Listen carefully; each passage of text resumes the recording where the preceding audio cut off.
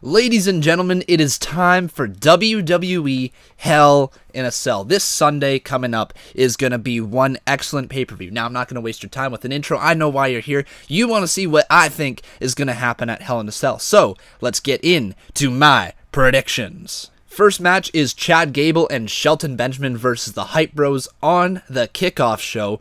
And this match, it's going to be decent. I mean, it's going to be nice to see Chad Gable and Shelton Benjamin to work more together, getting some more reps as a team. And I think ultimately this will lead to one of the Hype Bros turning on the other. It looks like they're leading down a way with Zack Ryder turning on Mojo Rawley. I think it's going to be the other way around. You know how WWE likes to do things. They like to lead you in one direction and then swerve and give you the other. So I think Mojo Rawley might show signs of turning heel tonight. Or, sorry, on Sunday, I should say. Also, just realized I don't think I said who won. Chad Gable and Shelton Benjamin are going to win that match. All right, on to the next one.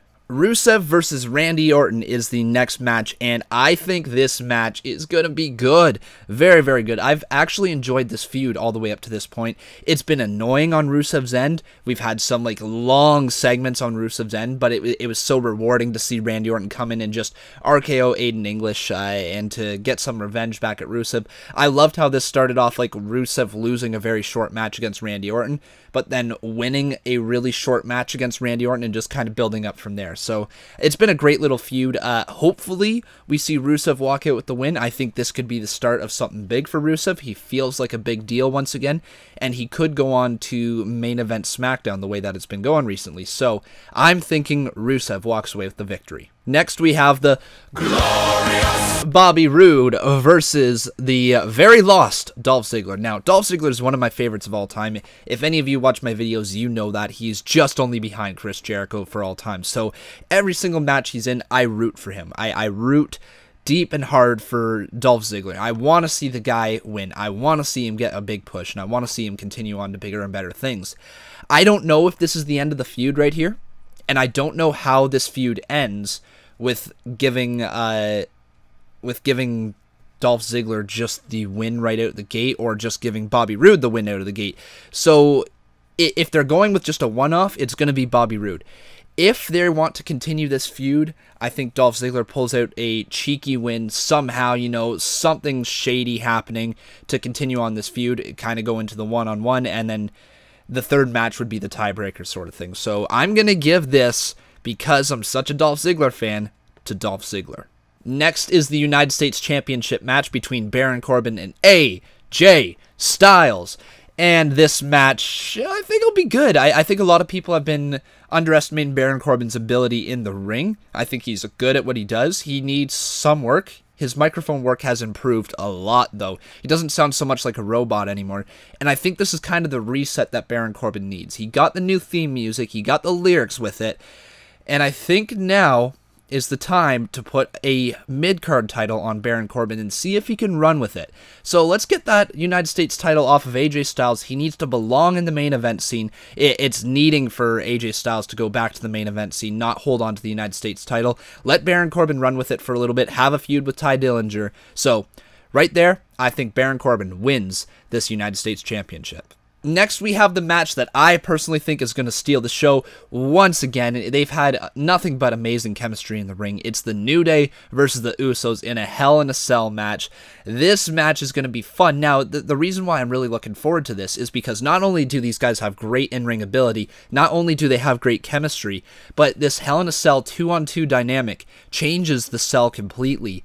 You can get 2-on-1 situations. You can get 2-on-2 situations that one person can completely out of it, and the other team is just beating up on the guy and not stopping. So it's going to be very good. It's going to be very entertaining. There will be non-stop action. So now the question is, who is going to win this?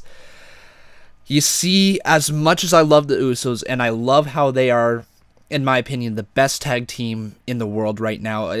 New Day, Young Bucks, Usos, that's the top three in the world right now. Man, I gotta give it to the New Day, because I feel like this is the end of the feud. And I feel if they swap the titles once again, it's going to continue the feud, and I'd be okay seeing more matches, but I feel like there's a new time for a new tag team to go after the SmackDown tag titles, and we'll see. But I've got the New Day walking out victorious. Then we have Natalya versus Charlotte. I think Charlotte walks away with this victory. I mean, seriously, there's not much else to say. Natalya feels very much like a placeholder champion. I would not be surprised if somehow, someway, Carmella did cash in her Money in the Bank briefcase on Charlotte. However, I think the long-term plan is to keep the title on Charlotte and going into WrestleMania season and all that. So, unless they want to put the title on Carmella for a little bit and then eventually get it back to Charlotte, then who knows. But I think Charlotte walks away with the victory in this one. Now we have the best feud on SmackDown Live since the sarcasm. Jinder Mahal versus Shinsuke Nakamura. Boy, has Shinsuke's stars fallen. I am so disappointed with WWE and how they've handled Shinsuke Nakamura. They have not treated him like the star and the superstar that he could be. It's sad a little bit, but I think this is now the time that you can make something out of Shinsuke, put the title back onto him. Like I said, with AJ Styles no longer being in the title picture with the United States Championship, maybe we can finally start to build towards AJ Styles versus Shinsuke Nakamura, and Shinsuke being the champ. So I think it's time to get that belt off Jinder. There's no reason why the WWE Championship, the top championship in WWE, should be on somebody who people still consider a jobber, to see him as a mid-carder, and the championship to never finish out SmackDown. When the United States title is the most important title on SmackDown, something's wrong. So, let's get the title off of Jinder. The experiment has failed. He can be a solid mid-card player going forward, but as of right now, he just needs to get the title off of him. It's time for Shinsuke. Give the title to Shinsuke and let him run with it. And then the most hyped match, Shane McMahon versus Kevin Owens. What an amazing story these two have told, dating all the way back to before SummerSlam. These two were destined to meet in a match, and we all knew that.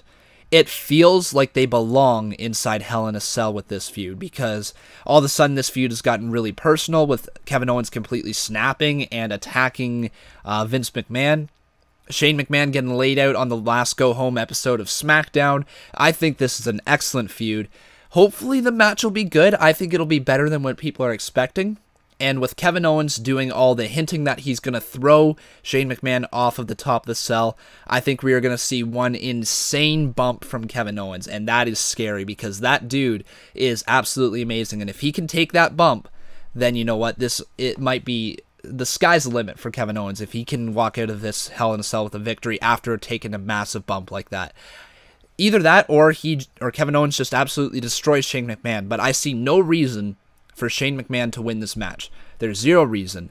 You can build a megastar out of Kevin Owens, have Shane McMahon lose the match badly and be written off TV for a while, and then maybe that's where Daniel Bryan trades Kevin Owens to Raw, and you don't have to deal with them together again. But I think Kevin Owens needs this victory more than ever in his career. This could be honestly the launching point, and we can get an absolute mega psychotic heel in Kevin Owens. We need that. That psychotic Kevin Owens is the best Kevin Owens. So Kevin Owens beats Shane McMahon at Hell in a Cell.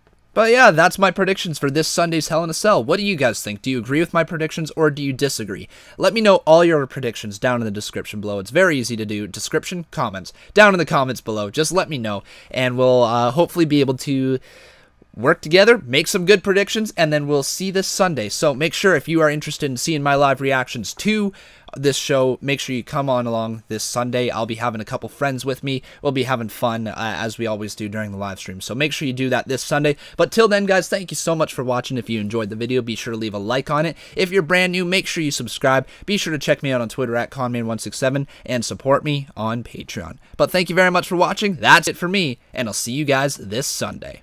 Glorious!